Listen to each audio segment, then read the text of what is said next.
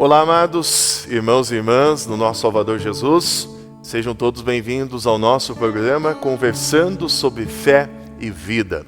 Eu sou o pastor Rudinei Valdir Mas, pastor da paróquia Cristo de Dourados, Mato Grosso do Sul. A nossa paróquia é formada pelas congregações Cristo, aqui de Dourados, congregação Bom Pastor de Maracaju e também congregação Cristo Rei de Carapó. Nós somos a Igreja Evangélica Luterana do Brasil e você é muito bem-vindo a este nosso momento de conversa e também de reflexão. A proposta desse nosso programa, Conversando sobre Fé e Vida, é olhar para aspectos práticos, experiências e vivências do nosso cotidiano, especialmente neste período de pandemia, um olhar à luz da Palavra de Deus. Para a reflexão desta semana, escolhi o tema Como fica o casamento durante a pandemia. Ao escrever ou palestrar sobre alguma temática, é necessário conhecer o perfil do público-alvo, ou seja, saber quem e como são seus leitores e ouvintes. No caso de falar sobre casamento, esse perfil é extremamente diverso, pois acompanhando esta reflexão, certamente há casais que já chegaram às bodas de ouro e outros estão em lua de mel.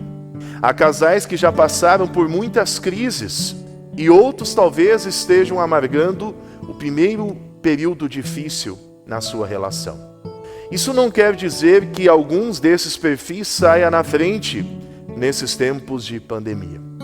Todos os casais estão sendo direta ou indiretamente afetados por esse período de crise e necessitam se adaptar a fim de manterem a saúde física, emocional, relacional e espiritual de suas famílias. Falo aqui que alguns casais foram afetados direta ou indiretamente, porque isso depende do quanto a rotina e a estabilidade outrora construídas foram alteradas nesse período. Casais com crianças pequenas passaram a ter agora a rotina dos filhos 100% sob sua responsabilidade, tendo em vista o fechamento das escolas, clubes esportivos. Alguns casais passaram a trabalhar em casa e estão juntos a semana toda. Em outros lares, um dos dois está trabalhando fora e o outro em casa. Alguns avós passaram a cuidar intensamente dos netos para os pais poderem trabalhar, algo que talvez acontecesse esporadicamente antes da pandemia. Alguns casais amargam prejuízos financeiros e veem o empreendimento da família ruir. Outros não contavam com mudanças tão radicais, porém sentem falta dos passeios de fim de semana e das viagens agora inacessíveis. Todas essas situações e adversidades que estamos enfrentando são como provas de fogo que estão diante de cada um de nós, diante de cada casal. Falando em fogo, o fogo tem o poder de destruir ou de transformar. E lembrei de uma ilustração que acompanhei um dia desses, em um vídeo que recebi, em que se fala da pipoca e do piruá. Alguém pode dizer, eu conheço pipoca. Aliás, eu trouxe aqui pipoca. E nesses tempos de pandemia, tem sido uma boa pedida para os momentos em família, assistindo um bom filme ou uma série do Netflix. Mas piruá? Eu nunca ouvi falar isso. O que é piruá? Piruá é isso aqui. É o milho de pipoca que não estourou. O milho de pipoca que permanece milho, mesmo tendo passado pelo fogo. Ele não se transforma, ele não muda. Quando nós olhamos para a pipoca, antes de ela passar pelo fogo e se tornar uma pipoca, é apenas um grão de milho, não possuindo uma qualidade específica para nós, visto que é dura e ninguém conseguiria comê-la. Ela se torna útil, apreciada e comestível apenas após passar pelo processo transformador do fogo. Certo. Mas o que tem isso a ver com a temática que nós estamos conversando hoje? Que lições podemos aprender olhando para a pipoca e para o piruá? E para falar disso, eu gostaria de trazer um texto de Rubem Alves, sob o título O Fogo que nos Transforma. E Rubem Alves diz assim: como o milho duro que vira pipoca macia, só mudamos para melhor quando passamos pelo fogo, as provações da vida. A transformação do milho duro em pipoca macia é símbolo da grande transformação por que devem passar os homens, para que eles venham a ser o que devem ser. O milho da pipoca somos nós, duros, quebra-dentes, impróprios para comer, mas que pelo poder do fogo podemos repentinamente voltar a ser crianças. Mas a transformação só acontece pelo poder do fogo. O milho de pipoca que não passa pelo fogo continua a ser milho de pipoca. Assim acontece com a gente. As grandes transformações acontecem quando passamos pelo fogo. Quem não passa pelo fogo fica do mesmo jeito a vida inteira. O fogo é quando a vida nos lança em uma situação que nunca imaginamos. Pode ser fogo de fora, perder um amor, perder um filho, ficar doente, perder um emprego, ficar pobre. E aqui eu abriria uma aspas e poderia acrescentar no texto de Rubem Alves dizendo: enfrentar a pandemia do coronavírus. Pode ser fogo de dentro, pânico, medo, ansiedade, depressão, sofrimentos cujas causas ignoramos. Há sempre o recurso dos remédios que apagam o fogo. Sem fogo, o sofrimento diminui e com isso a possibilidade da grande transformação. Imagino que a pobre pipoca fechada dentro da panela, lá dentro, ficando cada vez mais quente, pense que a sua hora chegou e diga: vou morrer. De dentro da sua casca dura, fechada em si mesma, ela não pode esperar destino diferente. Mas subitamente a transformação acontece. Pum! E ela aparece como outra coisa, completamente diferente. Algo que ela mesma nunca havia sonhado. Mas existem pessoas piruás que, por mais que o fogo esquente, se recusam a mudar. Elas acham que não pode existir coisa mais maravilhosa do que o jeito delas serem. Ignoram o dito de Jesus: quem preservar a sua vida, perdê-la. A sua presunção e o seu medo são a dura casca do milho que não estoura. O destino delas é triste. Vão ficar duras a vida inteira. Não vão se transformar na flor branca macia. Não vão dar alegria para ninguém. Terminado o estouro alegre da pipoca, no fundo da panela ficam os piruás, que não servem para nada, e o seu destino é o lixo. Quanto às pipocas que estouraram, são adultos que voltaram a ser crianças e que sabem que a vida é uma grande brincadeira. Este é o texto de Rubem Alves. E, estimados, a pergunta diante do fogo de provações que nós estamos enfrentando é: eu sou pipoca ou sou piruá? No casamento, diante das angústias e tribulações, estou sendo transformado como acontece com a pipoca?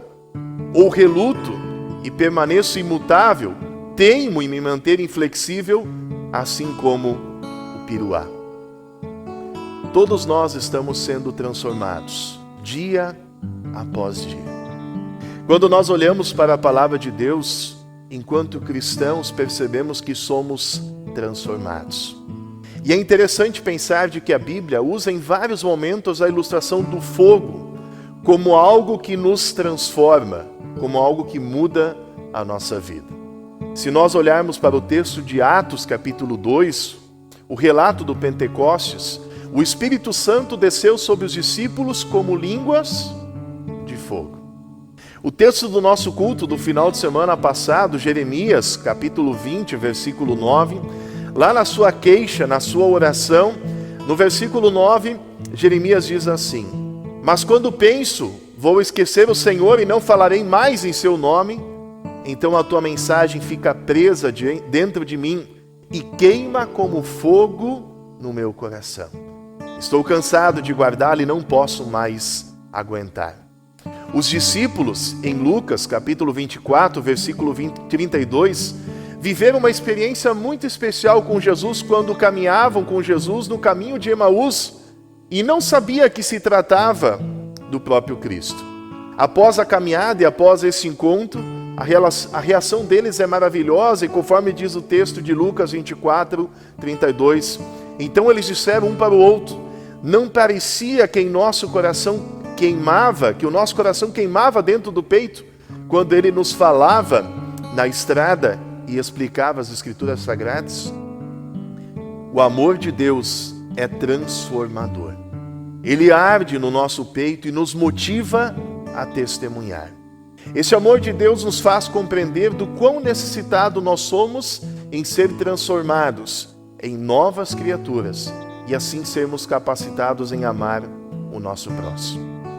Quando olhamos para o casamento, é necessário diariamente que sejamos moldados e transformados para podermos amar nosso cônjuge, amar a pessoa que Deus colocou em nossa vida. Que nesses tempos de pandemia, a presença da pessoa amada possa fazer o nosso coração queimar em amor. Que o fogo das situações difíceis que enfrentamos nos aproxime mais ainda, ao invés de nos afastar. Que sejamos moderados nas críticas, lembrando de que ambos são pecadores. Que o nosso amor seja prioridade, que a nossa intimidade seja prioridade, que as declarações de amor ao nosso amado, à nossa amada sejam prioridade, que estudar a palavra de Deus, orar junto com o nosso esposo, com a nossa esposa, seja prioridade. O período de pandemia justamente veio lembrar a todos nós das reais prioridades da nossa vida. Que nesses tempos em que temos a possibilidade de passar mais tempo em família, enquanto casais, compartilhando de momentos transformadores diante do quadro de pandemia, nos permitamos ser transformados pelo amor do outro e pela palavra de Deus que está em nosso coração. E eu deixo aqui a sugestão de leitura para ser feita a sós pelo casal, de um livro da Bíblia que é uma coleção de canções, nas quais dois noivos apaixonados manifestam seus sentimentos de amor mútuo. O livro é Cântico dos Cânticos e nos ensina que é belo e digno o amor que une um homem e uma mulher, de modo que os dois se tornem uma só pessoa, assim como Deus estabeleceu em Gênesis capítulo 2, versículo 24. O amor vivo entre um homem e mulher traz alegria e harmonia ao lar. E eu quero finalizar a reflexão com um poema de Mário Quintana, que diz assim: amar é mudar a alma de casa, é ter no outro nosso pensamento. Amar é ter coração que abrasa, amar é ter na vida um acalento. Amar é ter alegria que extravasa, amar é sentir-se no firmamento. Amar é mudar a alma de casa, é ter no outro o nosso pensamento. Amar é aquilo que embrasa, é ter comprometimento. Amar é voar sem asa, e porque amar é acolhimento, amar é mudar a alma de casa. Que Deus permita nesses tempos de pandemia que o seu casamento, que a sua relação seja fortalecida e que o amor que vem de Deus possa nos capacitar a amar por meio da transformação diária e que assim Ele seja honrado em cada palavra e atitude vividos e desfrutados a dois. Amém. Vamos orar? Convido você a orar comigo. Bondoso Deus e gracioso Pai Celestial, graças e louvor te rendemos por teu amor revelado em Cristo. Graças te rendemos porque em tua criação estabeleceste o casamento, o matrimônio entre homem e mulher. Felizes aqueles que vivem debaixo de tuas bênçãos desta relação, o seu casamento.